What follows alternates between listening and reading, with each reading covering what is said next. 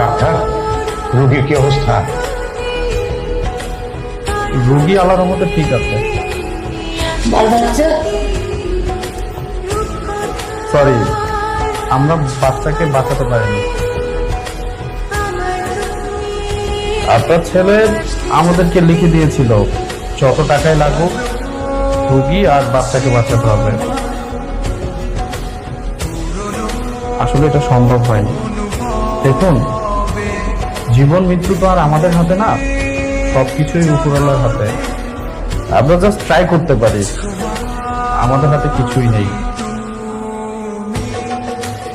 আর 14 বছরের একটা বাচ্চা সন্তান প্রসব করতে গেলে মা আর বাচ্চা দুইজনের জন্য বিপজ্জনক। তারপরেও আমরা অনেক কষ্ট করে শুধুমাত্র মাকে বাঁচাতে পেরেছি। আলহামদুলিল্লাহ।